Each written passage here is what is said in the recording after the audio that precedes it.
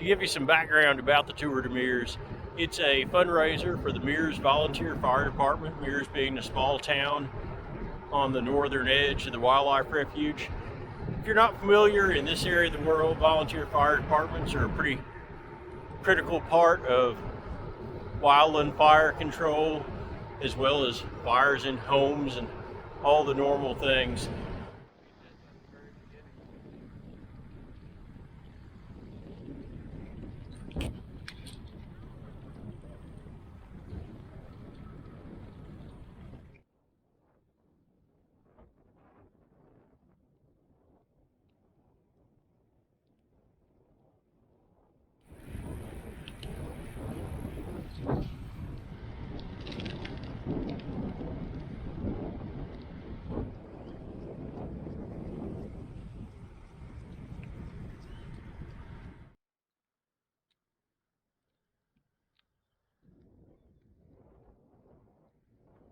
And Mount Scott dead ahead. For those that don't know, there is a road up to the top of Mount Scott. It's very popular for road cyclists in this area. It's probably one of the better climbs anywhere around here. I hear people saying 2.8 miles at 8%. I think it's closer to 2.1, but I am no expert. It's a good drag.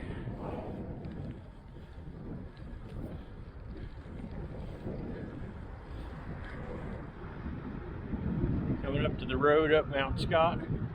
Lots of cars here, and Saturday, Sunday mornings from daylight till noon, it's open only to walkers and runners. So a lot of people come up and hike the mountain. Road up.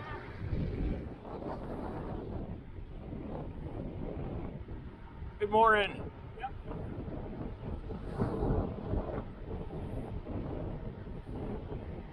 Rolling down into the Rush Lake area.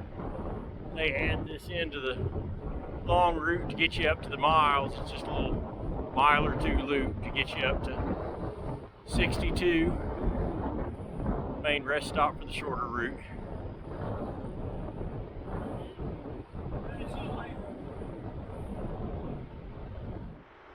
Rush Lake, lots of skeletons of cedar and oak trees. There's a huge fire here in 2011 that took a lot of vegetation back, positive in the long term. It hadn't burned nearly as often as it had historically before this fire. It was bad for a lot of people, but cleaned up the refuge rather nicely.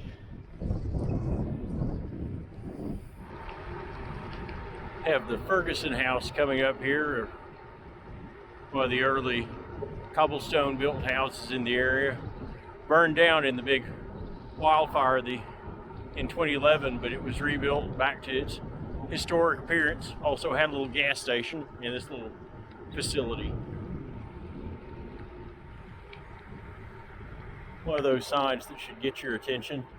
There was an accident in my lifetime where a large tracked vehicle, a self-propelled howitzer, ran over a car in this crossing. Another one of those signs that should get your attention. Artillery may be fired over the roads in this area, and they're not kidding. And on to US 62 for, I'm guessing 7-8 miles. Does have a real nice wide shoulder, 4-lane road, so it's safe. Not super scenic though. Finally getting off of the 4-lane 62 and turning north toward the refuge on the Indiahoma Road. This is always one of the better views of the wildlife refuge. This super wide angle lens doesn't really do it justice, but usually looks kind of like a painting coming in from this way. Riding a very chill pace, because I know that the next 20 miles is the hardest of the whole 60. Not brutal, not a cakewalk.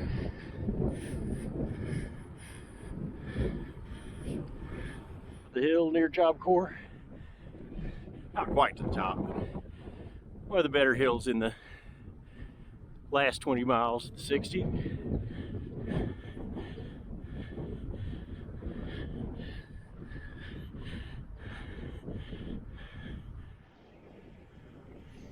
just past the Indianola Y. Another really pretty section here.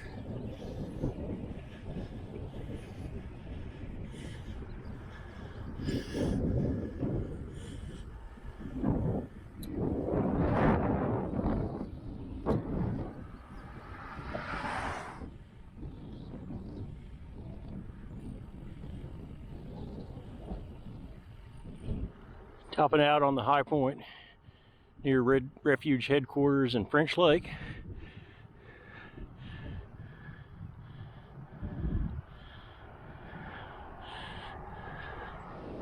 More or less the central valley of the Wichita Mountains Refuge.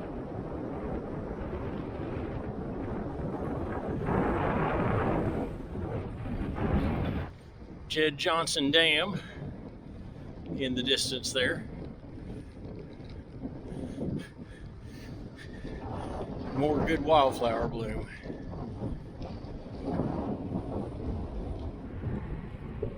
Now the fun part. It's downhill. Very downhill.